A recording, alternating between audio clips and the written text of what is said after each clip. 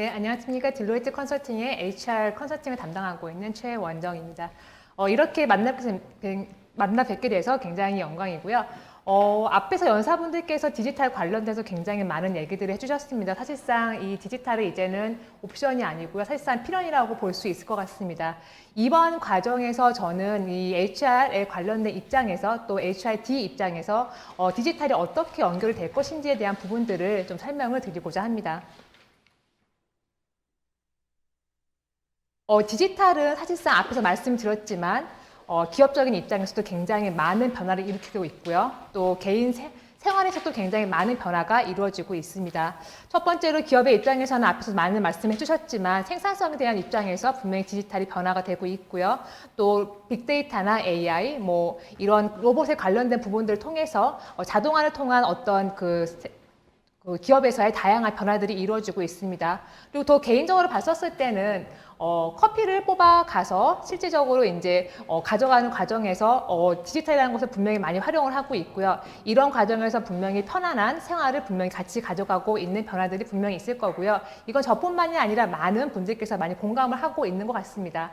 스타벅스가 이러한 사이렌 오더라든지 아니면 드라이브 스루 이용을 통해서 2019년도에 기존의 30조 원 매출 성장을 했다고 합니다. 이런 부분들을 봤을 때는 분명히 기업적인 입장과 또 우리 개인적인 생활에서 분명히 많은 변화와 긍정적인 부분들이 이루어지고 있는 것 같습니다.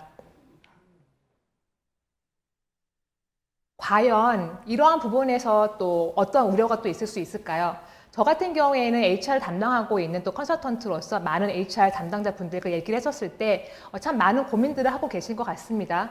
이런 부분에서 어떤 이슈가 있는지를 봤더니 디지털이 혁신이 이루어지게 되면 앞에 연사분들도 말씀하셨지만 우리의 삶이 더 잘 되는 거는 분명히 맞는 것 같은데 이러한 자동화라 로봇, AI 이런 것들 때문에 우리의 일자리가 없어지는 것이 아닌가라고 하는 그런 고민들을 많이 하고 계십니다.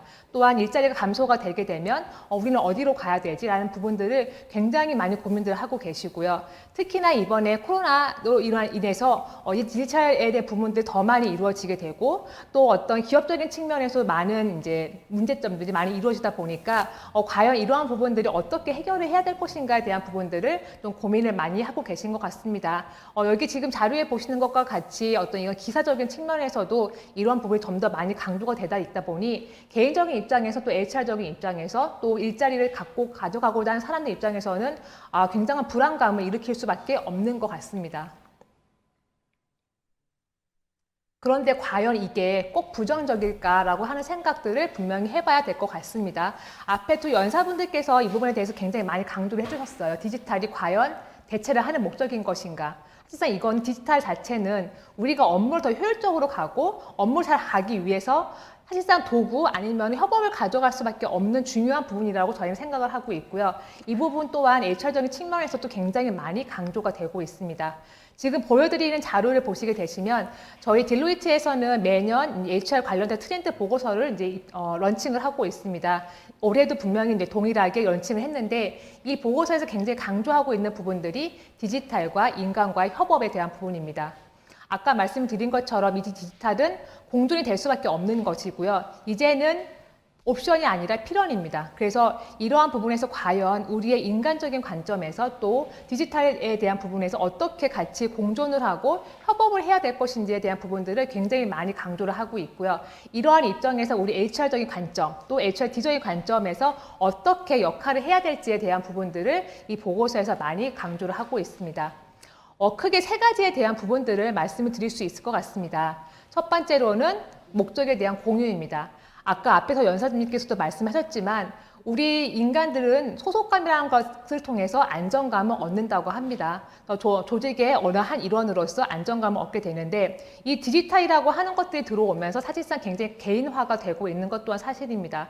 정보가 개개인이 같이 공유할 수가 없는 것들이 있고 또 개개인만이 가지고 있는 데이터들을 개인만이 가질 수 있는 환경들이 발생이 되기 때문에 이러한 부분에서 디지털이 소속감이 아니라 개인화가 될 수 있는 방향으로 이루어지기 때문에 HR적인 입장에서는 그러면 우수한 사람들, 이 핵심적인 인간들을 어떻게 우리 조직의 성과에 연결을 시킬 수 있는가에 대한 부분들을 굉장히 많이 고민을 할 수밖에 없고요. 이런 측면에서 조직의 목표와 개인의 목표를 같이 묶어서 목적을 공유함으로써 조직의 성과를 극대화해야 한다라고 말을 하고 있습니다. 두 번째 관점에서 봤을 때는 저희가 이제 이 서베이를 통해서 느꼈던 부분들은 최근 3년 내에 50% 이상의 기술과 역량이 변화가 있다고 합니다. 이런 부분들 때문에 굉장한 불안감을 가질 수밖에 없고요. 이런 측면에서 조직의 입장에서는 분명히 이러한 부분들에 안정감을 주어야 합니다. 그래서 앞에 말씀드린 것처럼 디지털은 대체가 아니라 실제적으로 우리가 활용을 해야 되는 부분들이기 때문에 이를 활용하기 위해서는 당연히 개개인의 역량을 증가시켜야 되는 것들이 굉장히 중요한 부분입니다. 이런 것들 때문에 조직의 입장에서는 기술에 대해서 잠재력을 극대화시킬 수 있도록 역할을 해줘야 되는 게 있는 거고요. 이 중에 하나가 분명히 교육적인 측면입니다. 앞으로의 미래에는 굉장히 변화가 될 것이고 이 미래에 대해서 준비를 하기 위해서는 교육이라는 것 자체가 굉장히 중요하기 때문에 이러한 부분들에 대한 투자가 굉장히 필요하다고 강조를 하고 있습니다. 세 번째 입장에서는 불확실성입니다. 이번에 코로나 자체 사실상 생각도 아무도 못했던 환경들이 변화가 되고 있고요. 이를 통해서 디지털화에 대한 부분들이 강조가 되고 있고 이를 어떻게 극복할 것인지에 대한 부분들이 많은 조직에서 고민들을 하고 계십니다. 그러면 이런 측면에서 우리 기업의 입장에서는 새로운 기회를 만들기 위해서 분명히 무언가를 진행을 해야 되고요. 경영진 입장에서도 당연히 새로운 기회들을 만들어야 할 것이라고 고민을 하고 있을 것 같습니다. 그러면 이러한 환경에서 우리는 어떠한 방향으로 가야 할 것인가요? 불확실성에 대한 부분들을 확실하게 만들 수 있는 방법들은 단 하나밖에 없는 것 같습니다. 정보를 충분히 활용을 해야 된다는 것입니다. 이 정보라는 것 자체는 당연히 디지털의 가장 기본적인 것들인 거고요. 우리가 이러한 것을 통해서 디지털에 대한 부분을 기반으로 한 데이터에 대한 분석, 이거를 어떻게 분석을 하느냐에 따라서 그만한 결과들을 충분히 예측 가능할 거기 때문에 관점 자체가 이제는 정보의 충분한 활용, 디지털에 대한 충분한 활용을 통해서 예측을 증가를 시키고 이를 통해서 그만한 경영에 관련된 의사결정이 필요하다라고 얘기를 하고 있습니다. 그러면 이 디지털의 활용을 통해서 우리가 어떻게 관점들을 바꿔야 될까요? 아까 앞에서 말씀을 드린 것처럼 이제 많은 사람들은 개개인으로 바꾸려고 하는 욕구들이 있습니다. 나만이 가지고 있는 거, 나만이 뭔가를 진행을 하고 있는 거, 나만이 뭔가를 하고 싶은 욕구들이 분명히 변화를 하고 있기 때문에 이러한 측면에서는 조직적인 입장에서는 무언가 이러한 소속감에 대한 부분들을 같이 육성을 시키고 또 조직의 가치를 변화를 시킬 수 있는 중요한 관점에서 고민을 안 할 수가 없습니다. 저희 보고서에 의하면 세대 자체가 변화하고 있다고 합니다. 과거에 베이비붐 세대부터 시작해서 X세대, 밀레니어, Z세대 이렇게 시대에 따라서 사람들이 변화가 이루어지고 있고요. 이러한 세대에 대한 변화로 인해서 어떻게 제도적인 측면을 고민을 할 것인가를 그동안 많이 변화를 해왔었습니다. 이거는 인구 통계학적인 측면에서 볼 수 있는 관점이긴 한데 최근에는 이 관점 자체가 변화하고 있습니다. 저는 본 적은 없지만 지금 드라마에서 꼰대 인턴이라고 하는 드라마를 아마 보신 적이 있을 것 같습니다. 그 말이 뭐냐 하면 거기서는 젊은 매니저 밑에 나이가 드신 인턴분들이 일을 하는 현상들이 변화를 하고 있습니다. 이 말이 뭐냐 하면 이제는 나이에 따라서 조직이 변화하는 것이 아니라 사실상 직무나 전문성 이러한 경력에 따라서 변화가 이루어지고 있고요. 내가 무언가를 원하는 목적에 따라서 업무에 대한 성향들이 바뀌고 있기 때문에 이제는 인구 통계학적인 측면이 아닌 전문가에 대한 측면으로 접근을 해야지만 사실상 조직의 운영하는 측면에서는 굉장히 중요한 포인트라고 볼 수 있을 것 같습니다. 그래서 이제는 직무에 대한 전문성, 업무에 대한 특성에 따라서 인력 관리가 굉장히 중요하게 될 거고요. 이에 적합한 제도, 인프라가 분명히 필요하게 적용이 되어야 될 것이라고 저희는 보고 있습니다.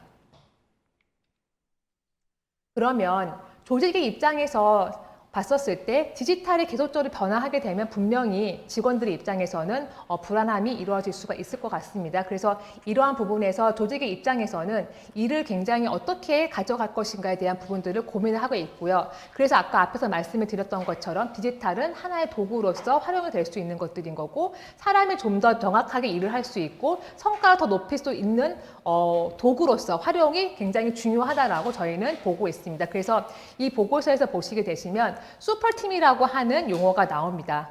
이는 뭐냐면 조직 안에 업무에서 AI라고 하는 굉장히 고난이도의 기술을 같이 묶는 거죠. 그래서 인간과 이런 디지털이 같이 묶음으로써 새로운 가치를 창출을 하도록 만드는 것이 이 슈퍼팀에서의 역할이라고 합니다. 과거에는 슈퍼잡이라고 해서 굉장히 고난이도 된 업무에 대한 부분들을 이제 설명을 했다라면 이제는 이것이 테크놀로지와 사람과의 관계에서 협업을 만드는 AI 팀으로라고 하는 만드는 것으로 이게 슈퍼팀이라고 하는 관점으로 변화가 이루어지고 있고요. 당연히 슈퍼팀이 이루어지기 위해서는 이를 위한 사람들에 대한 역량이라든지 테크놀로지가 굉장히 많이 업그레이드가 되어야 될 것입니다. 이를 위해서 기업의 입장에서는 당연히 교육이라고 하는 부분들을 관점을 당연히 높일 수밖에 없고요. 이를 위해서 많은 투자를 해야 된다라고 저희는 얘기를 하고 있습니다. 미래를 대응하기 위해서는 많은 테크놀로지를 만들 수도 있지만 그 사람 자체가 역량이 변화하지 않고 아까 앞에서 연사님이 말씀하신 것처럼 마인드세트가 변화하지 않으면 사실상은 이러한 부분들이 변화가 굉장히 어렵습니다. 그래서 최근에 SK 같은 경우에는 저희가 알기로는 이 디지털 마인드를 만들기 위해서 디지털 교육 자체를 회장님부터 전체 직원들이 하고 있는 걸로 알고 있습니다. 이 말은 뭐냐 하면 그만큼 미래를 준비하기 위해서 다양한 투자를 굉장히 적극적으로 하고 있다는 것들인 거고요. 이는 당연히 디지털에 대한 부분들을 우리 업무에 효과적으로 활용하기 위한 방향으로 변화하고 있다고 보시면 되실 것 같습니다. 이거는 조직의 입장에서 굉장히 중요하지만 또 개개인의 입장에서도 당연히 가치가 상승할 수 있는 굉장히 중요한 부분들이기 때문에 이거는 어떻게 보면 조직과 개인이 윈윈할 수 있는 굉장히 중요한 포인트라고 저희는 보고 있습니다. 교육에 대한 환경도 변화하고 있고요. 개인에 대한 니즈 굉장히 변화하고 있습니다. 아까 저희가 말씀드린 것처럼 페리니어 세대는 이제는 나이가 아니라 자기가 원하고자 하는 경력, 직무, 전문성에 대한 부분으로 굉장히 많은 포인트가 변화하고 있습니다. 업무 자체도 굉장히 변화하고 있습니다. 저 같은 경우에는 컨설턴트로서 일을 하고 있기 때문에 저희 회사 같은 경우에는 개인이 가지는 오피스가 없습니다. 다른 회사들 같은 경우에는 내가 나의 자리를 가지고 있지만 저희는 사실상 컨설턴트가 본사에 있으면 회사가 망하는 구조이기 때문에 많은 컨설턴트들이 고객사에 나가서 일을 하고 있어서 굳이 회사 내에 나의 자리를 만들 필요가 없습니다. 그래서 저희는 호텔링 시스템으로 업무가 이루어지고 있고요. 또 나의 개인의 이제 캐비넷이 다 구축이 되어 있는 상황입니다. 그러다 보니 많은 컨설턴트들이 다양한 곳에서 업무를 진행하고 있고 이를 위해서 효과적으로 업무를 할 수 있는 방향으로 많은 시스템이 변화가 하고 있기 때문에 아마 저 개인적으로는 이런 디지털에 대한 부분들에 많이 노출이 되어 있는 것 같습니다. 그래서 최근에 코로나로 인해서 재택근무를 하거나 아니면 뭐 줌을 통해서 회의를 하거나 뭐 교육에 대한 부분들이 사실상은 이미 이루어졌기 때문에 그렇게 많이 이렇게 좀 부담감이 없었던 것도 사실인 것 같습니다. 두 번째는 다양한 전문가 네트워크랑 기업의 지역이 확대되고 있습니다. 이 말이 뭐냐 하면 이제는 전문가에 대한 부분들이 한 곳에서만 발생되는 것이 아닙니다. 한국에서도 당연히 다양한 전문가들도 계시지만 글로벌리 굉장히 많은 전문가들이 있기 때문에 사실상 많은 전문가들의 전문적인 지식과 역량들을 같이 움직일 수 있는 방법들은 다양한 네트워크를 가져갈 수밖에 없는 거고요. 아까 앞에서도 말씀하셨던 것처럼 이러한 전문가들과의 네트워크 자체가 사실상은 나의 자산이 될 수가 있는 것들인 거고 나의 지식이 될 수 있기 때문에 이러한 네트워크에 대한 활용적인 측면들이 최근에 굉장히 많이 활성화가 되고 있습니다. 마지막에 젊은 구성원들이 워라밸을 중요시하고 있습니다. 아까 말씀을 드렸지만은 이러한 구성원들의 워라밸 자체가 사실상은 뭐 재택근무라고 하는 것도 있지만 뭐 내가 원하는 조직에 대해서 어떤 경력을 어떻게 강조를 할 것인가에 대한 부분들도 굉장히 강조를 하고 있기 때문에 이러한 경력에 대한 관리, 업무를 어디서 하는 것에 대한 부분들을 굉장히 시간에 대한 부분들을 플렉서블하게 갈 수 있는 그런 워라밸에 대한 중요성이 두고 있기 때문에 이러한 업무 형태가 변화하고 있고 이게 구성원들 각각에 대한 니즈로 구축이 되고 있는 것이기 때문에 이러한 관점을 통해서 HR에서는 굉장히 이러한 부분들을 잘 고려를 해야 될 것이 아닌가 생각이 듭니다. 아마 많은 HR 분들께서는 이 고민들을 하실 것 같아요. 그럼 과연 나의 위치가 바뀌고 있고 내가 업무의 형태가 바뀌고 있고 나의 니즈가 바뀌고 있어요. 그러면 교육은 언제 시켜야 될까요? 라는 얘기를 많이 합니다. 사실상 많은 기업체 분들께서 이제 교육이라고 하는 부분들을 굉장히 중요시 여기고 있어요. 과거에는 사실상 교육에 대한 부분들을 그렇게 많이 시간을 투자하거나 그러지 않았었습니다. 근데 최근에는 계속적인 변화가 이루어지고 기술에 대해서 굉장히 업스킬링이 되고 있기 때문에 교육에 대한 부분들이 굉장히 중요하게 생각들을 하고 있는데 저희가 컨설팅을 나가면서 교육에 대한 부분들을 얘기를 하시게 되면 항상 하시는 말씀이 있어요.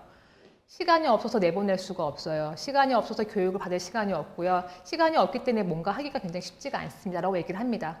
이 자료를 보시게 되면 그것에 대한 부분들을 굉장히 좀 많이 설명을 하고 있는 것 같아요. 타임이 굉장히 중요합니다. 이거는 글로벌 자료이기 때문에 꼭 우리라고 볼 수는 없겠지만 제가 경험상 봤었을 때는 뭐 어느 정도는 좀 이해가 되는 장표인 것 같습니다. 컴퓨터를 이용을 하거나 이메일 체크를 하거나 전화를 하거나 또 최근에는 업무 자체가 굉장히 복잡하게 되고 있기 때문에 이런 부분들 때문에 나 개인적으로 시간을 내기가 굉장히 쉽지가 않습니다. 글로벌에서 지금 봤을 자료를 보게 되면 일주일에 나에게 교육을 연결시킬 수 있는 시간이 24분밖에 없다고 합니다. 굉장히 극단적인 케이스이긴 하지만 일주일에 24분 정도만 나의 교육에 연결시킬 수 있다고 합니다. 이거를 과연 한 곳에 모여서 오프라인으로 교육이 가능할까요? 저희가 봤을 때 분명히 그게 어렵다고 보고 있고요. 아까 앞에서 말씀을 드린 것처럼 환경적인 측면의 변화가 있고 모빌리티가 분명히 변화가 있고 이런 시간적인 측면들의 제약이 분명히 있기 때문에 교육에 대한 방식은 다양하게 변화가 될 수밖에 없는 상황입니다. HR 테크놀로지 당연히 변화하고 있습니다. 저희처럼 이제 다양한 분야에서 다양한 위치에서 일을 해야 될 수밖에 없는 사람들 같은 경우에는 커뮤니케이션을 어떻게 해야 할까요? 라고 봤었을 때 전화만 가지고 하기가 굉장히 어렵습니다. 데이터를 같이 공유를 해야 되고 같이 뭔가에 코워크를 해야 되고 또 미팅을 해야 되는 시간들이 분명히 같이 만들어져야 되기 때문에 테크놀로지는 계속적인 변화가 될 수밖에 없고요. 이 과정에서 뭐 효과적인 업무에 대한 부분으로 테크놀로지는 분명히 진화를 하고 있고요. 이 과정에서 데이터베이스라고 하는 부분들도 또한 같이 축적이 되면서 변화가 굉장히 많이 빠르게 이루어지고 있습니다. 아까 앞에서 말씀을 드렸죠. 스마트 워크. 이게 과연 지금 최근에 나온 것일까라고 했었을 때 앞에 두 연사분들께서 아니라고 말씀하셨습니다. 이 부분은 저 또한 공감하고 있는 부분입니다. 지금 최근에 코로나 때문에 이 부분이 분명히 부각이 되고 있긴 했지만 뭐 저희가 간단한 예를 들자면 세종시로 저희 정부가 내려갔습니다. 세종시로 내려갔었을 때 이 스마트 워크에 대한 부분들이 굉장히 많이 강조가 되었었습니다. 분명히 각 정부 기관마다 커뮤니케이션을 해야 되고 거기에 일하시는 공공기관 분들께서 어떻게 움직이면서 일을 해야 될 것인지에 대한 부분들을 고민을 굉장히 많이 했고요. 이 과정에서 스마트 워크라고 하는 부분들이 굉장히 많이 얘기가 나왔었습니다. 위치를 이동을 하면서 일을 해야 되고 또 각 다른 사람들이 같은 위치에서 일을 해야 되면서 같이 커뮤니케이션을 하는 과정에서 이 스마트 워크라는 부분들이 유형 근무제에 관련 내용들이 지금 나온 지가 굉장히 오래됐는데 아까 앞에 연사분들께서 말씀하셨지만 잘 안 됐었습니다. 그것은 페이스 투 페이스로 일하는 게 더 편하다고 생각을 했었었고 거기에 적응이 되어 있었기 때문이죠. 하지만은 지금 코로나가 이 과정들을 다 없앤 것 같습니다.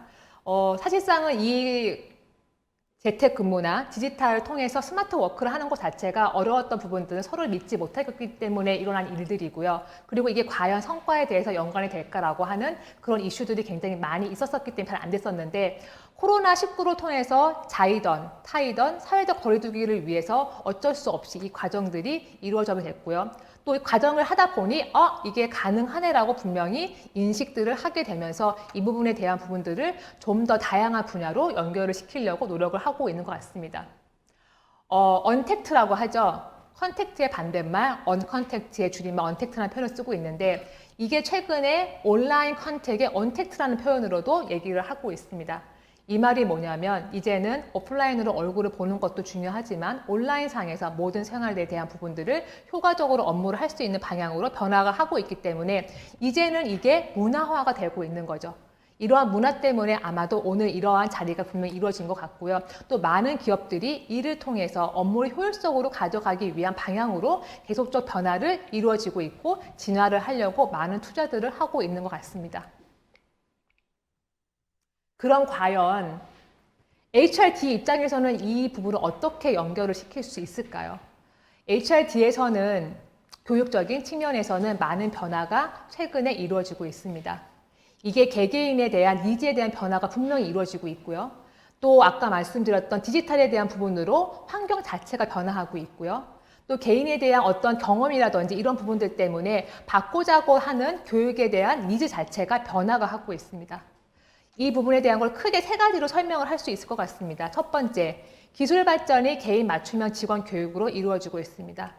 앞에 저희 강사분들께서 말씀을 해주셨지만 이제는 개인에 대한 부분이 분명히 니즈가 굉장히 많이 변화하고 있고요. 아까 말씀드린 것처럼 페리니얼 사대가 움직이면서 직무에 대한 전문가로서의 계리 니즈가 굉장히 변화하고 있기 때문에 이제는 이 개개인에 대한 변화 자체로 교육 자체에 대한 부분들을 퍼스널라이즈 하는 방식으로 이루어지고 있습니다. 두 번째로는 미래 인력을 하기 위해서 어떠한 교육을 이루어야 될지에 대한 부분으로 많이 포커스가 이루어지고 있습니다. 이게 디지털에 대한 부분들도 이루어질 수 있고요. 또 산업에 대한 혁명, 새로운 산업에 대한 변화가 이루어지고 있기 때문에 많은 기업분들께서 저희한테 물어봅니다. 우리 회사에서 굉장히 그 핵심 인재, 핵심 직무에 대한 부분들이 얼마나 스킬이 되어 있는지에 대한 부분들 궁금해 하시고요. 이를 위해서 부족한 부분들을 어떻게 변화할 것인지에 대한 부분들을 많이 고민들을 하고 있기 때문에 스킬에 대한 부분들을 매핑을 하고 미래의 인력을 육성하기 위해서 리스킬링을 하거나 업스킬링을 할 수 있는 방식으로 어떻게 가져가야 될 부분에 대한 갭 분석이 굉장히 중요하게 지금 고민들을 하고 계십니다. 그래서 이 갭 분석을 하기 위한 어떤 진단 투이라든지 아니면 교육에 대한 부분들을 연결시킬 수 있는 방식들에 대해서 많이 고민들을 하고 계시고요. 저희 딜로이트에서 가지고 있는 진단 툴 중에 하나 중에 디지털 리더 케이퍼빌리티 프로파일이라는 진단 툴이 있습니다. 이거는 약간 예시적인 측면을 본다라면 최근에 디지털을 전문화를 시키고 디지털 산업화를 가기 위해서 필요로 하는 어떤 리더가 필요할 것인지에 대한 부분들을 진단하는 것입니다. 그래서 이러한 진단을 통해서 그 피트니스를 체크를 하고 어떻게 이 부분에 대해서 리스킬링을 하거나 업스킬링을 할 수 있는 그 진단을 만들기 위해서 이 변화에 대한 부분들을 같이 묶어갈 수 있는 것 같습니다. 마지막은 업무와 교육의 통합입니다. 이제는 과거처럼 교육이 어떤 탑다운 방식의 교육이 아니라 이제는 방식으로 이제 교육에 대한 부분들이 변화를 하고 있습니다. 이 말은 뭐냐 하면 내가 나에 대한 교육에 있어서 이슈가 발생을 하거나 현업에서 이러한 필요한 부분들을 즉각 찾을 수 있는 교육에 대한 방식으로 굉장히 니즈가 변화하고 있고요. 이를 통해서 콘텐츠에 대한 개발들이 굉장히 많이 연결이 되어야 합니다. 디지털 방식은 지금처럼 이렇게 많이 변화하고 있죠. 예전에 CDP 아니면 일러닝 방식, 비디오 방식으로 하고 있다가 최근에는 굉장히 모든 방식을 통해서 everything 여기에 해당이 되는 거죠. 이게 어떠한 방식으로도 AI가 되던 이런 방식을 통해서 환경 자체에 대한 효율성을 증가를 할 수 있도록 디지털에 대한 교육 방식들이 변화가 하고 있습니다. 업무의 변화에 대한 부분들도 굉장히 많이 진화를 하고 있습니다. 제가 앞서도 말씀드렸지만 이제는 이러닝에 대한 부분들, 탤런트를 어떻게 관리할 것인가, 디지털을 어떻게 활용할 것인가에 대한 부분에서 이제는 러닝 자체가 업무와 같이 통합을 해서 움직일 수 있는 방향으로의 러닝 방식으로 변화가 하고 있고요. 이게 최근에 굉장히 중요하게 되고 있는 방식입니다. 아까 저희 앞에서 연사님께서 말씀하신 것처럼 교육 자체가 쪼개져서 반영을 해야 된다는 부분들이 여기에 해당하는 것이라고 볼 수가 있을 것 같습니다. 즉 내가 원하는 업무에 대해서 이 부분에 대한 것들을 굉장히 즉각적으로 접근할 수 있는 교육에 대한 부분들이 굉장히 니즈가 많이 있고요. 이거는 좀 더 전문화가 되거나 직급이 높아져서 더 많은 수요들이 있기 때문에 여기에 대한 컨텐츠가 굉장히 중요하게 개발들을 하려고 노력들을 하고 계신 것 같습니다. 에듀테크, 최근에 굉장히 많이 얘기들이 나오고 있죠. 에듀케이션과 테크놀로지의 혼합 내용인 것입니다. 과거의 이러닝이 또 어떻게 보면은 테크놀로지의 하나라고 볼 수가 있는 것 같습니다. 그 수준 자체가 얼마나 전문화가 되어 있느냐에 따라서 그 테크놀로지에 대한 차이가 분명히 있을 것 같은데요. 이 테크놀로지에 대한 부분들이 AI라든지 빅데이터, 가상현실, 사물 인터넷, 클라우드, 최근에 많이 하고 있는 온라인 공개 수업인 무크에 해당하는 것들이 이 내용들에 대한 테크놀로지의 큰 범위라고 볼 수 있을 것 같습니다. 한번 예시를 볼까요? 에듀테이크와 교육 환경이 어떻게 연결될 수 있는지. 에듀케이션 당연히 이제 교육에 대한 부분인데 어떻게 테크놀로지를 활용할 수 있는지에 대한 부분들을 한번 보면 좋을 것 같습니다. 첫 번째는 무크의 확산이죠. 이거는 사실 최근에만 나온 것들이 아니라 과거에 이 무크에 대해서 활용을 많이 하고 있습니다. 왜냐하면 모든 기업들이 모든 컨텐츠를 개발을 할 수가 없기 때문에 다양한 컨텐츠들을 연결을 시킬 수 있고 또 더 고퀄러티의 교육들을 연결시킬 수가 있기 때문에 무크의 확산이 이 중에 하나라고 볼 수 있을 것 같고요. 두 번째는 디지털 교과서입니다.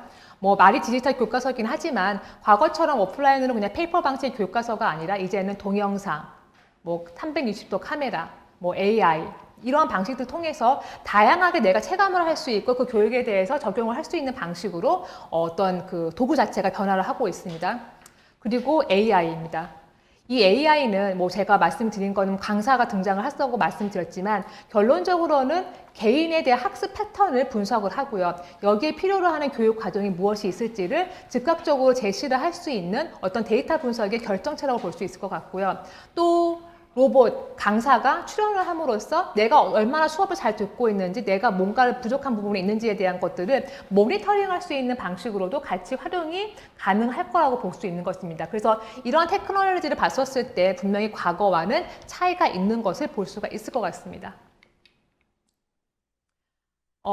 HRD 입장에서 아까 말씀드렸던 다양한 테크놀로지에 대한 부분들을 융합을 할 수가 있을 것 같은데요. 중요한 거는 빅데이터라든지 아니면 데이터 어널리틱스를 통해서 학습자의 특성을 확실히 분석을 하고 이에 맞는 개인별 맞춤에 대한 교육을 연결을 시켜야 되는 것들이 굉장히 중요하고요. 이게 다양한 방식으로도 연결할 수 있는 것들로 가야 될 거라고 보고 있습니다. 그리고 아까 앞에서 말씀드렸던 업무와 교육과의 통합적인 측면에서 즉각적으로 이슈를 해결할 수 있는 방식으로의 니즈가 분명히 많이 강조가 되고 있고요. 이것이 지금 위에서 보고 계시는 마이크로 러닝에 해당하는 것이라고 볼 수가 있겠습니다. 단순하게 교육에 대한 부분으로 연결하는 것이 아니라 마이크로 러닝 쪽에서 그 이슈를 해결할 수 있는 방식으로의 이슈 베이스의 학습 방식이 굉장히 중요하다고 지금 최근에 많이 언급이 되고 있고 이 과정으로의 어떤 짧은 교육 과정들이 컨텐츠가 개발이 되면서 활용이 되고 있는 것으로 지금 변화가 이루어지고 있습니다. 그럼 마이크로 러닝만 좋은 것인가 라고 봤었을 때는 분명히 차이는 있습니다. 교육에 대한 부분들은 크게 두 가지로 볼 수가 있습니다. 매크로 러닝과 마이크로 러닝으로 볼 수가 있는데 매크로 러닝은 오른쪽에 보시는 빨간색 박스를 보시게 되시면 내가 무언가를 변화를 원하고 내가 뭔가 새로운 거를 원하고 했었을 때는 매크로 러닝이라는 방식으로 적용이 됩니다. 이게 우리가 일반적으로 아는 교육 방식입니다. 그래서 무크라든지 다양한 클래스나 아니면 대학에 대한 교육 과정들이 내가 뭔가 새로운 것을 배우기 위해서 그만큼의 시간을 투자를 하고 그만큼의 해당하는 교육 과정을 연결시키는 것이 매크로 러닝이라고 본다라면 왼쪽에 파란색을 보시게 되시면 마이크로 러닝입니다. 위에 영어로 써있죠. I need help라고 나오는데 이게 뭐냐면 내가 뭔가 업무를 수행하는 데 있어서 뭔가 부족한 부분들이 분명히 발생이 될 것이고요. 이걸 해결하기 위한 방식으로 교육에 대해서 쪼개서 이슈 베이스에 해결하는 방식이 바로 마이크로 러닝 방식입니다. 그래서 이 러닝 방식을 봤을 때는 오른쪽과 약간 차이가 있는 것들이 굉장히 짧은 시간을 적용을 시키고요. 이슈 베이스로 하게 되고 이것을 제공하기 위한 방식으로는 아티클이 될 수도 있는 것들인 거고요. 비디오가 될 수도 있는 것들인 거고 다른 툴을 통해서 굉장히 짧게 베이스가 된 어떤 교육 방식으로 연결이 되고 있습니다. 그러면 이걸 어떻게 적용을 시켰을까에 대한 부분들을 고민을 안 할 수가 없는 것들인 거죠. 매크로 러닝은 언제 쓰고 마이크로 러닝은 언제 쓸까라고 봤었을 때 새로운 어떤 니즈가 새로운 어떤 지식을 받고자 했었을 때는 매크로 방식을 쓴다고 말씀을 드렸습니다. 그래서 이 그래프상으로 봤었을 때 새로운 잡에 내가 배치가 됐었을 때는 당연히 초반에는 매크로 방식으로 새로운 지식에 대한 부분들을 계속적으로 교육을 해야 되는 것들이 있는데 이게 어느 정도 시간이 되고 내가 경험이 쌓게 되면 이런 부분에서는 어떻게 뭐가 변화가 되어야 되지? 여기서 이걸 어떻게 해결해야 되지? 이거 같은 경우는 어떻게 진행을 하면 좋을까라고 하는 분명히 개인별의 니즈가 발생이 될 것 같습니다. 그래서 이러한 부분에 대한 것들을 즉각적으로 해결할 수 있는 마이크로 방식의 러닝 방식이 같이 움직여야 되는 것들인 거고요. 그리고 나서 어느 정도의 포인트가 되거나 직급이 올라가게 됐었을 때는 당연히 러닝에 대한 지식의 수준 자체가 바뀌기 때문에 이때 다시 한번 매크로 러닝을 한다고 합니다. 그래서 그때 다시 한번 수준 높은 업그레이드된 업스킬링의 방식의 교육이 이루어지게 되고요. 이 다음에는 진짜로 이제 마이크로 방식 방식의 이슈 베이스의 변화가 이루어지게 됩니다. 그래서 맨 오른쪽에 보시게 되면 사실상은 전문가 분들 같은 경우에는 이제는 매크로가 아니라 내가 정말 이 업무를 수행하는 데서 굉장히 중요한 포인트를 이해를 해야 되기 때문에 이 방식에서는 마이크로가 굉장히 중요하게 되고요. 특히나 이 마이크로 방식을 하기 위해서는 어떻게 어느 위치에서나 할 수 있는 베이스가 되어야 되기 때문에 이 부분에 대한 것들은 분명히 고민을 해보셔야 될 것 같습니다. 그러면 교육을 한 번만 하고 끝낼 것인가? 당연히 아닙니다. 왜냐하면 나도 사람이기 때문에 이건 굉장히 쉽지가 않습니다. 그래서 교육은 한 번 배우고 내가 로버트라면 당연히 모든 기억들을 다 갖고 있으면 정말 좋을 것 같은데 사람인지라 그게 잘 쉽지가 않습니다. 그래서 교육을 하는 그 효과성을 높이기 위해서는 어쩔 수 없이 반복을 해야 되고요. 또 거기에 자극을 시켜야 되고 계속적인 질문을 통해서 그 효과성을 높일 수 있도록 교육에 대한 방식들이 이루어져야 된다고 전문가들은 말씀을 합니다. 이 극대화를 하기 위해서 그러면 말씀드린 것처럼 반복과 자극을 하려면 이게 한 곳에서만 모여서 될 것인가에 대한 부분들은 분명히 퀘스천이 될 수밖에 없습니다. 이러하기 때문에 사실상 에듀테크에 대한 역할이 변화가 이루어지고 있는 것입니다. 말씀드린 것처럼 환경이 변화하고 있고요. 개개인에 따라서 가고자 하는 니즈가 분명히 변화하고 있고 개개인이 가고자 하는 목표에 대한 차이가 분명히 발생하기 때문에 이 각각에 대해서 만족을 시키고 이 니즈에 대해서 목표를 달성시키기 위해서는 인사적인 측면에서는 당연히 그 목표에 맞추어서 해당하는 제도들을 제공을 해야 됩니다. 최근에 많은 기업들이 고민을 하는 것들 중에 하나가 우리 회사에서 핵심 인재를 어떻게 관리를 해야 될까요? 이 핵심 인재를 관리하기 위해서는 어떠한 방식이 좋을까라고 하는 다양한 의견들을 제시를 합니다.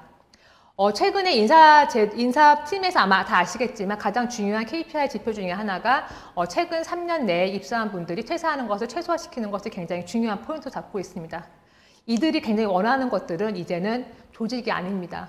직무에 대해서 더 많은 지식을 가지고 더 많이 교육을 받으면서 내가 성장하는 것들이 굉장히 중요하기 때문에 이 개개인에 대한 니즈 자체가 굉장히 중요하고요. 이를 위해서 마이크로 러닝이라고 하는 것들이 더 많이 포커스가 되고 있기 때문에 이를 해결하기 위한 러닝 플랫폼 방식이 굉장히 다양하게 이루어지고 있습니다. 그래서 이 그래프를 보시게 되시면 러닝 플랫폼에 무크가 같이 갈 수도 있고요. 다양한 컨텐츠를 할 수도 있고, VI라든지 아니면은 다양한 러닝 툴에 대한 부분들을 제공을 함으로써 구성원들이 어느 때 어디서 내가 원하는 학습을 할 수 있는 다양한 방식들이 이루어지고 있습니다. 오른쪽 그림에 보시게 되시면 핸드폰으로도 볼 수 있는 거고요. 패드로도 볼 수 있는 것들이 있고 또 컴퓨터로 다양하게 볼 수 있기 때문에 이게 어느 위치에 어디서든 다양하게 접근할 수 있는 방식으로 변화가 이루어지고 있습니다. 이 장소에 대한 부분들 봤었을 때 전문 교육이 이루어지고 있죠. 제가 아까 초반에 말씀드린 것처럼 전문가는 한 곳에만 있지 않습니다. 다양한 부분에 이게 국내가 될 수도 있고요. 글로벌이 될 수도 있습니다. 특히나 저희 회사 같은 경우에는 글로벌에 대해 가지고 있는 네트워크를 통해서 다양한 지식을 공유할 수 있는 방식들을 많이 제공을 하고 있습니다. 그래서 다양한 국내외에 위치한 전문가들 집단으로부터 교육이 가능하도록 하는 것들이 굉장히 어떻게 보면은 어드밴티지가 될 수 있을 것 같습니다. 그래서 이런 입장에서는 당연히 인사적인 측면에서 고민을 해야 될 것 같습니다. 사례적인 측면을 말씀을 드릴게요. 아까 앞에서 말씀드린 것처럼 다양한 환경이 변화하고 있고 다양한 니즈가 변화하고 있고 그러면 이거는 어떻게 교육적인 측면으로 연결을 할 수 있을까라는 부분에 대한 것들을 같이 고민을 한번 이번 사례를 통해서 한번 해봤으면 좋겠습니다. 그래서 첫 번째로는 이건 글로벌 회사 중에 하나인데 이 회사는 AI를 가지고 있습니다. 그래서 이 회사 같은 경우에는 다양한 구성원들의 니즈를 굉장히 잘 파악을 하고 있고요. 이를 통해서 데이터를 분석을 하고 각각의 직원들, 각각의 구성원들이 본인이 원하고자 하는 교육에 대한 부분들을 직급과 그 사람들의 과거 이력을 통해서 자동적으로 추천할 수 있는 방식으로 채널을 이용을 하고 있고요. 또 이를 통해서 교육 과정에 대한 부분들을 연계시킴으로써 다양한 직원 부분들이 만족 있게 교육을 할 수 있는 컨텐츠와 채널을 추가적으로 개발을 하고 진행을 하고 있다고 합니다. 그러니까 말 그대로 개인화된 학습 플랫폼으로 개인한테 맞춤형의 교육 과정을 제공을 하고 있다고 볼 수가 있을 것 같습니다. 모든 기업들이 모든 교육 자체를 다 만들 수는 없습니다. 왜냐하면 그만큼 시간이 많이 들어가고요. 또 전문가가 분명히 그 안에만 있는 것들이 아니기 때문에 이러한 부분에서는 분명히 다양한 컨텐츠들을 같이 공유하는 것들이 중요할 것 같습니다. 그래서 이 회사도 마찬가지로 다양한 컨텐츠 무크라든지 외부에 검증된 컨텐츠 CP 같은 사들을 통합적으로 제공을 하고 있어서 내부 직원분들이 다양하게 교육을 접근할 수 있는 방향으로 다양한 기회들을 제공을 하고 있다고 합니다. 한번 저희 회사에 대해서 말씀드려볼까요? 저 개인적인 경험에 대해서 말씀드리는 게 아마 더 편할 것 같습니다. 우선은 저 직급에 맞는 제 업무에 맞는 교육을 필수적으로 해야 되는 것들이 저한테 주어집니다. 그래서 직급에 맞춰서 아니면 저희는 이제 컨설팅 회사이기도 하고 또 회계법인이 있기 때문에 되게 중요한 고객의 정보에 대한 부분이나 이런 부분들을 교육을 받도록 되어 있습니다. 하지만 모든 교육 과정이 온라인으로 진행이 되지 않습니다. 굉장히 중요한 교육 과정 같은 경우에는 무슨 일이 있어도 페이스 투 페이스로 오프라인으로 교육을 진행할 수 있도록 되어 있고요. 하지만 그 외 교육 과정에 대한 부분들은 웬만하면 온라인으로 접근을 할 수 있도록 합니다. 왜냐하면 아까 앞에서 말씀드린 것처럼 컨설턴트는 본사에 있으면 회사가 망합니다. 그래서 웬만한 컨설턴트들이 다 고객사에 나가 있거나 아니면 다른 위치에서 다 가지고 있기 때문에 이것을 한 곳에 모아서 교육하는 것 자체가 굉장히 비효율적이라고 생각들을 하고 있고요. 그렇기 때문에 웬만한 교육 과정들은 온라인으로 진행을 할 수 있도록 교육 과정이 설계가 되어 있습니다. 하지만 그럼 이 교육 과정에 대한 온라인이 1시간 안에 아니면은 어느 정해진 시간 안에 해야만 하는가? 아닙니다. 저희는 이 교육 과정이 설계가 되고 있으면 제가 그 부분에 대해서 등록을 하고 내가 원하는 시간에 원하는 장소에서 들을 수 있게끔 되어 있습니다. 그래서 내가 원하는 시간에 접근을 하고 또 만약에 그 시간이 안 되면 잠깐 나왔다가 또 들어가서 수업을 할 수 있도록 다 정리가 되어 있고요. 그거를 어느 시간 안에만 끝내면 이수가 될 수 있도록 프로그램이 되어 있습니다. 그러면 아까 우리 앞에서 어느 한 강사분이 말씀하셨죠? 온라인으로 수업을 하게 된다면 그 위에 나의 업무가 웹페이지에 올라와 있는 경우들이 많다고 합니다. 이 말은 뭐냐면 내가 수업을 받고 있지 않다는 얘기인 건데 저도 초반에 이걸 한번 진행을 해봤었죠. 다른 업무를 같이 해볼까? 저희는 그게 못하도록 되어 있습니다. 내가 이 화면에 대해서 어느 정도 움직임이 없거나 내가 이 화면에 대해서 잠깐 떨어져 있으면 이 화면 자체의 교육 과정이 이수가 안 되는 걸로 정해져 있습니다. 그래서 다른 듀얼로 업무를 할 수 없도록 정해져 있기 때문에 굉장히 결국적으로는 내가 이 교육을 받으면서 몰입을 안 하면 안 할 수 없는 구조로 되어 있고요. 또한 그 교육을 받는 과정에서 굉장히 많은 팝업의 퀴즈가 있기 때문에 제가 제대로 수업을 듣지 않으면 이 퀴즈를 맞출 수가 없습니다. 그래서 이 퀴즈를 못 맞추면 그 다음 단계 넘어갈 수가 없기 때문에 어쩔 수 없이 뭐 하고 싶어도 하고 싶지 않아도 해야 되는 상황을 만들고 있기 때문에 몰입도가 상대적으로 더 높은 것처럼 저는 느꼈습니다. 두 번째는 전문가 집단입니다. 저 같은 경우에는 이제 HR에 관련돼서 컨퍼런스 같은 경우를 이제 같이 공유할 수 있는 기회들이 있는데 이거는 이제 글로벌이 전체가 다 묶여져 있습니다. 저 같은 경우에는 아마 다음 주 정도에 이 HR 관련돼서 전체가 미팅을 가지는 타운홀 미팅이 지금 잡혀져 있는데 줌 방식으로 저희가 진행이 되고 있고요. 이 화면에서 보시는 것처럼 지금은 저희가 화면을 하나만 보여줬지만 이러한 전문가들 각각이 같은 제도에 대해서 또 같은 지식에 대해서 컨퍼런스를 통해서 공유를 할 수 있는 것들이 있습니다. 그래서 이게 실시간으로 이루어지고 있고요. 다만 이 사람들이 한 곳에 모여야 되기 때문에 시간에 대한 옵션들은 주어지게 되고 내가 원하는 시간에 들어가서 같이 컨퍼런스를 할 수 있는 이런 기회들이 주어지고 있습니다. 그래서 이런 부분을 통해서 다른 사람들이 가지고 있는 내가 없는 이런 지식들을 업그레이드 할 수 있는 기회들이 같이 공유가 되고 있는 점에서 굉장히 좋은 프로그램이라고 저는 생각을 하고 있습니다. 앞에 글로벌 선진사에서 말씀드린 것처럼 모든 프로그램들을 딜로이트 내에서 다 만들 수는 없습니다. 굉장히 중요한 프로그램이라든지 중요한 과정 같은 경우에 당연히 저희 내부적으로 개발돼야 되겠지만 이거 외에 전문가들이 훨씬 더 많은 부분들이 있기 때문에 이 컨텐츠에 대한 부분들은 기존에 있는 다른 러닝 플랫폼을 통해서 같이 과정을 갖출 수 있고요. 또 저희 같은 경우는 딜로이트 유니버시티가 있기 때문에 거기서도 분명히 많은 프로그램들 공유를 하고 있지만 무크라든지 하버드에서 하고 있는 제공할 수 있는 프로그램들 등등을 통해서 저희들이 같이 그런 지식들을 공유할 수 있는 플랫폼들이 되어 있고요. 물론 이게 국내에만 해당하는 것이 아니라 글로벌이 전체가 이루어지고 있기 때문에 본인이 관심만 많다라면 굉장히 많은 프로그램들을 접근할 수 있도록 지금 인프라는 갖춰져 있는 것 같습니다. 그리고 오른쪽의 그림 같은 경우에는 나의 직급과 나의 직무에 따라서 내가 어느 정도는 들었으면 좋겠다라고 하는 교육 프로그램들이 리스트업이 되고 있기 때문에 이런 교육들을 들으면 좋겠다라고 하는 부분들은 좀 저희가 즉각적으로 반응을 할 수 있을 것 같고요. 또 한 가지는 이런 교육 과정들이 긴 것도 있고요. 짧은 것도 있습니다. 그래서 오른쪽에 보시는 것처럼 약간 짧은 동영상 같은 경우에는 정말 내가 원하고자 하는 전문 지식을 제공할 수 있는 그런 단편적인 교육 과정을 들을 수가 있기 때문에 아까 앞에서 말씀드렸던 어떤 마이크로 러닝 방식의 어떤 그런 교육 과정으로 연결이 될 수 있는 것으로 볼 수가 있을 것 같습니다. 이거는 국내에 있는 대기업의 지금 현재 교육 과정이고요. 이 기업 같은 경우에는 우리나라에 있는 탑5 안에 들어가는 대기업입니다. 원래는 오프라인과 온라인 방식으로 통해서 교육 과정에 대한 부분들을 강조를 하려고 이제 교육에 대한 큰 프로그램 플랫폼을 만들었다고 합니다. 하지만 이제 최근에 그 코로나 때문에 어쩔 수 없이 이제 언테크 방식으로 교육에 대한 부분들을 강조를 할 수밖에 없고 진행을 했었던 경험을 통해서 하다 보니 만족도가 꽤 괜찮다고들 합니다. 그래서 이를 더 강조를 시키면서 많은 콘텐츠를 개발을 하려고 지금 노력들을 많이 하고 있고요. 그래서 그 교육에 대한 부분들에 많은 시간들을 투자를 할 수 있도록 하고 또 이분들도 알고 있는 것들이 이게 오프라인만 통해서 한쪽으로 교육을 할 수가 없는 시간이 굉장히 한정이 있기 때문에 되도록이면은 이제 온라인 방식의 에듀테크 방식의 교육 과정을 최대한 많이 활용을 한다고 합니다. 그래서 이 교육 과정 중에는 리더십 교육관이 될 수도 있고요. 근데 AI, DT, 코딩 과정도 온라인 방식으로 교육을 한다고 합니다. 이걸 하기 위해서 굉장히 많이 인볼브를 할 수 있는 방식들을 체크를 하기 위해서 다양한 테크놀로지를 쓰고 있다고 하고요. 그리고 학습에 대한 내용들도 모든 것들을 다 만들 수가 없기 때문에 무크를 같이 병행을 하면서 다양한 컨텐츠들을 이제 직원분들한테 제공을 하기 위해서 노력들을 하고 있다고 합니다.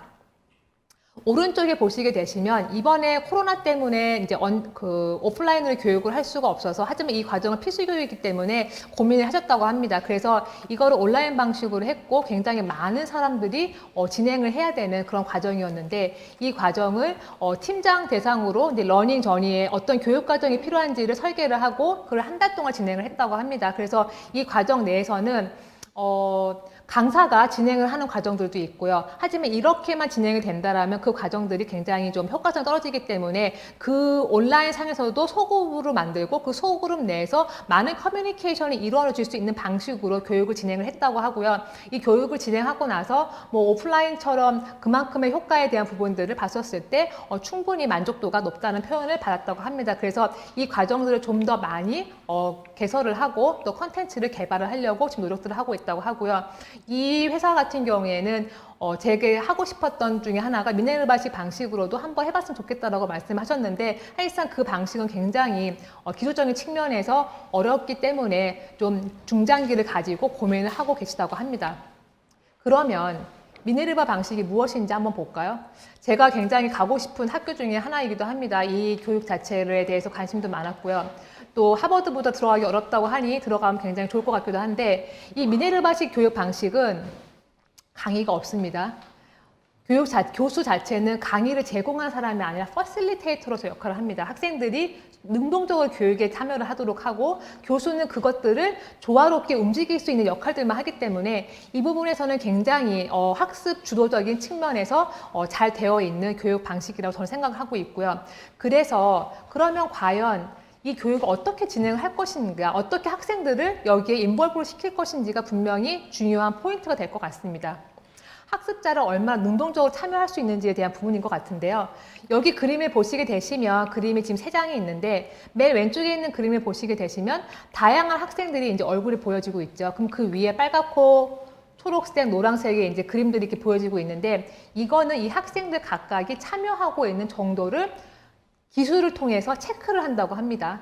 그래서 교수 자체는 이 수업을 하면서 30% 이상의 어떤 말을 해서는 안 되고요. 그 나머지 시간은 모든 학생들이 다 참여를 할 수 있도록 만들어야 되고, 참여를 많이 하지 못한 학생들 같은 경우에는 실제적으로 이 과정 자체를 패스를 할 수 없다고 합니다. 그래서 그 퀄리티에 대한 부분들은 당연히 교수가 체크를 할 테고, 얼마나 빈도 있게 이 부분에 대해서 참여를 하는지에 대한 부분들은 기술적인 측면을 통해서 관리를 하고 있다고 합니다. 그리고 이를 통해서 또 보고서를 작성을 하거나 소그룹에 활동하는 것 자체, 그리고 피드백을 주고받는 과정 자체가 이 안에서 테크놀로지를 통해서 이루어지고 있기 때문에, 어떻게 보면 저는 뭐 테크놀로지에 대한 전문가는 아니지만 에듀테크에 굉장히 좀 절정판이 아닐까라고 하는 생각도 들고 있고요. 하지만 이걸 하기 위해서는 그만큼의 시간과 노력과 뭐 돈이라고 하는 것 자체가 들어갈 수밖에 없기 때문에 뭐 당장 적용을 하기는 어렵겠지만, 이러한 측면에서 가야 될 방향 중에 하나가 되지 않을까 생각이 듭니다. 그러면 HR적인 입장에서는 이러한 교육 과정, 그리고 이렇게 개개인부 다 다른 부분들에 대해서 어떻게 적용을 해야 될까요? 제가 컨설팅을 하면서 많은 HR 전문가들 분들하고 말을 얘기하다 보면 이러한 부분들을 많이 생각을 하고 계십니다. 어떻게 적용을 시킬까요? 뭐 어떠한 교육 과정이 필요할까요? 어떻게 HR적인 측면에서 접근하는 게 맞을까요? 라는 말씀들을 많이 합니다. 첫 번째로는 저는 개인별로 니즈를 잘 파악하고 있는가에 대한 부분들을 분명히 잘 짚고 넘어가야 된다고 생각을 합니다. 이게 물론 교육적인 측면도 볼 수 있겠지만 HR적인 측면에서는 당연히 그 안에서 핵심 인재를 관리를 하거나, 아니면 그 각각의 개인들이 원하고자 하는 방향에 대한 부분들을 충분하게 HR적인 측면에서 인프라 제공을 해줘야 되기 때문에 개인별 니즈를 파악하는 것이 굉장히 중요하다고 판단을 하고 있습니다. 이걸 하기 위해서 HR 데이터가 분명히 중요하고요. 이 데이터적인 측면이 디지털과 연결이 돼서 분석에 대한 부분으로 분명히 연결이 돼야지만, 개개인이 원하고자 하는 교육 과정, 개개인이 원하고자 하는 니즈에 대해 맞춰서 HR적인 측면으로 인프라를 제공해야 되는 것이 굉장히 중요한 포인트라고 생각을 하고 있습니다. 두 번째는 업무와 교육 간의 통합, 마이크로 러닝을 위해서 컨텐츠에 대한 고민이 분명히 필요한 것 같습니다. 과거에는 탑다운 방식으로 팀장이 되면 그냥 기본적으로 가고자 하는 교육 과정, 뭐 아니면 뭐 어떤 직무에 들어가게 되면 뭐 회계, 뭐 기론, 기본 이론, 이런 것들이 교육을 했었었죠. 근데 과연 그게 내 업무와 얼마나 밀접하게 연관이 되어 있는지에 대한 부분들은 퀘스천이 있는 것 같습니다. 아까 앞에서 말씀드린 것처럼 나의 전문성이 늘어나게 대한 부분들이 굉장히 중요하게 개개인이 지금 관리를 하고 있기 때문에, 이러한 부분에 대한 것들을 단순하게 어떤 지식적인 측면만 접근을 한다라면 분명히 만족은 하지 못할 거라고 저는 생각을 합니다. 그래서 개개인에 대한 부분들을 충분하게 이해를 하고 그 직무에 맞춰서 그 이슈가 분명히 무엇인지를 체크할 수 있는 다양한 콘텐츠를 개발을 해서 제공을 해야지만 개개인이 원하고자 하는 교육에 대한 부분들을 강화가 될 수 있기 때문에 굉장히 중요한 포인트라고 볼 수가 있겠고요. 세 번째, 인프라적인 측면입니다. 물론 대기업도 이 인프라에 대해서 굉장히 많이 구축하려고 노력을 하고 있고요.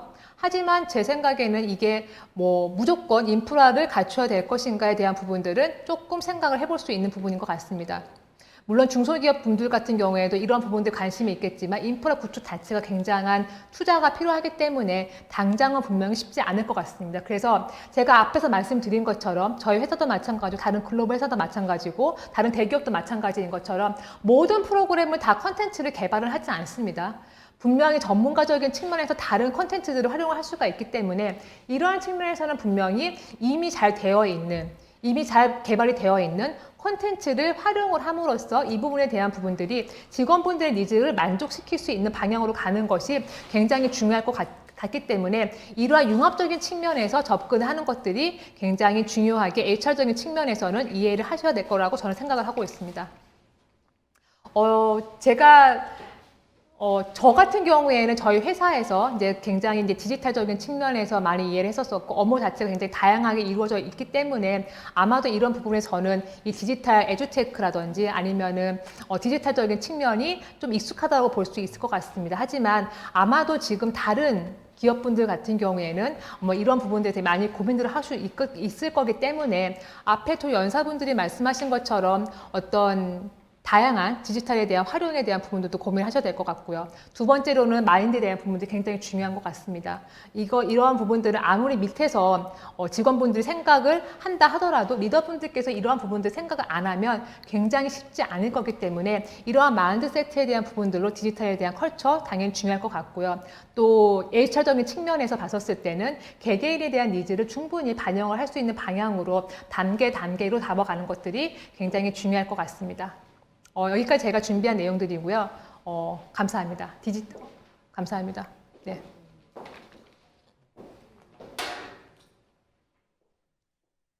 네, 이사님 좋은 강연 잘 들었습니다. 제가 사전에 또 이사님께 궁금했던 질문들을 모아봤거든요. 첫 번째 질문 만나보겠습니다.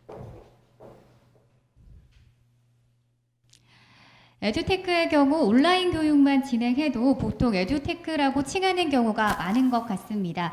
에듀테크의 명확한 정의는 어떻게 내릴 수 있을까요? 추가로 연사님이 보시기에 현재 에듀테크를 잘 진행하는 기업이 있다면 어디인지, 진행이나 참여 인원 규모는 어느 정도인지 말씀해 주시면 감사드리겠습니다. 네. 사실 저도 온라인 교육과 에듀테크 차이가 무엇일까라고 고민을 분명히 잠깐 한 경험이 있습니다. 근데 아까 제가 앞에서 말씀드린 것처럼 에듀테크는 다양한 테크놀로지를 활용한다는 측면에서 기존의 그냥 온라인으로 그냥 수업만 받는 방식보다는 충분히 다른 차이점이 있을 거라고 보고 있고요. 그게 뭐 AI가 될 수도 있고요. 가상현실이 될 수도 있고, 다양한 몸으로 체험할 수 있는 무크도 온라인 방식 중에 하나이기 때문에 그 전체적으로 통칭할 수 있는 테크놀로지 전체를 적용한 부분들이 에듀테크라고 생각을 하고 있고요. 그리고 잘 진행하고 있는 기업이 어디인지를 여쭤보셨는데요.